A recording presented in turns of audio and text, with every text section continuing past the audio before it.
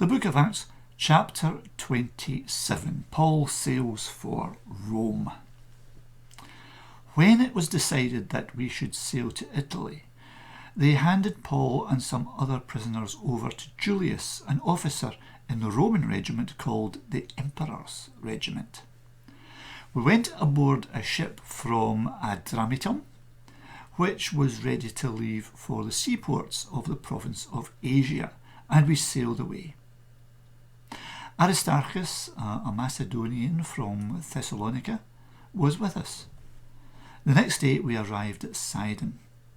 Julius was kind to Paul and allowed him to go and see his friends, to be given what he needed. We went on from there, and because the winds were blowing against us, we sailed on the sheltered side of the island of Cyprus. We crossed over the Sea of Cilicia and Pamphylia and came to Myra in Lycia. There the officer found a ship from Alexandria that was going to sail for Italy, so he put us aboard. We sailed slowly for several days and with great difficulty finally arrived off the town of Cnidus. The wind would not let us go any further in that direction, so we sailed down the sheltered side of the island of Crete, passing by Cape Salmon. We kept close to the coast and with great difficulty came to a place called Safe Harbours, not far from the town of Lasea. We spent a long time there until it became dangerous to continue the voyage, for by now the Day of Atonement was already past. So Paul gave them this advice. Men, I see that our voyage from here will be dangerous. There will be great damage to the cargo and to the ship, and loss of life as well. But the army officer was convinced by what the captain and the owner of the ship said, not by what Paul said. The harbour was not a good one to spend the winter in, so most people were in favour of putting out to sea and trying to reach Phoenix if possible in order to spend the winter there. Phoenix is a harbour in Crete that faces southwest and northwest.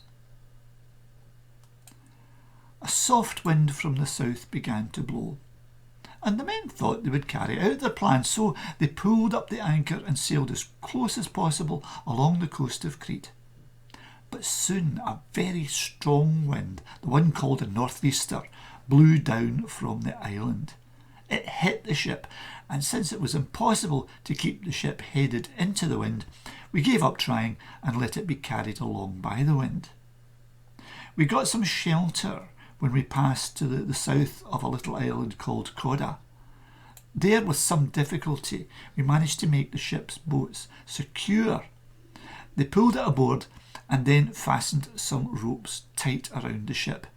They were afraid that they might run into the sandbanks off the coast of Libya, so they lowered the sail and let the ship be carried by the wind. The violent storm continued, so on the next day they began to throw some of the ship's cargo overboard, and on the following day they threw parts of the ship's equipment overboard. For many days we could not see the sun or the stars, and the wind kept blowing very hard. We finally gave up all hope of ever being saved. After those on board had gone a long time without food, Paul stood before them and said, Men, you should have listened to me and not sailed from Crete. Then we could have avoided all of this damage and loss. But now, I beg you, take heart. Not one of you will lose your life, only the ship will be lost.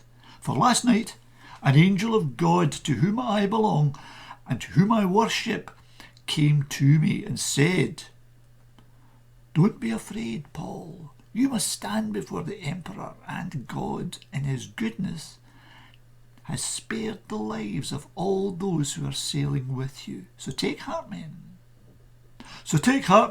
For I trust in God that it will be just as I was told, but we will be driven ashore on some island.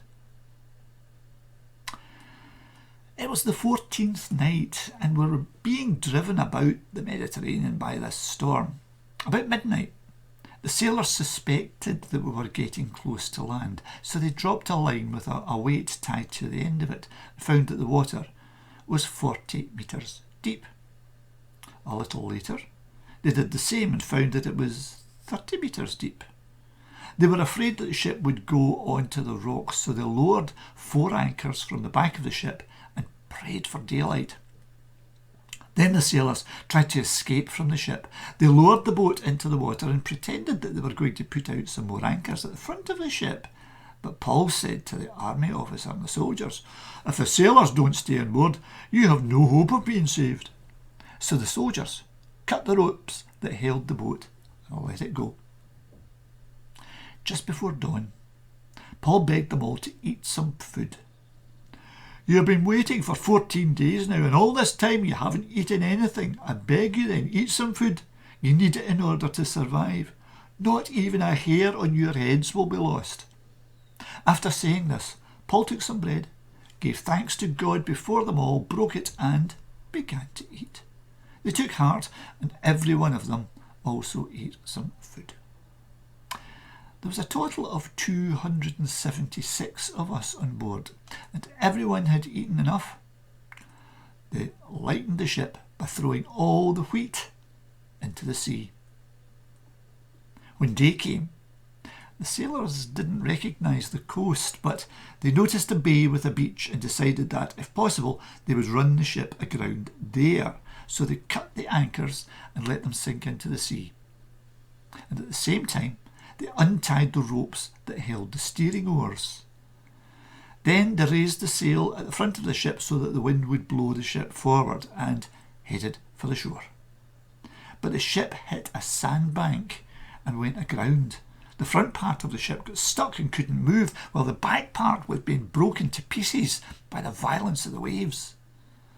The soldiers made a plan to kill all the prisoners in order to keep them from swimming ashore and escaping. But the army officer wanted to save Paul, so he stopped them from doing this. Instead, he ordered those that could swim to jump over first and swim ashore. The rest of us were to follow, holding on to the planks or some broken pieces of ship.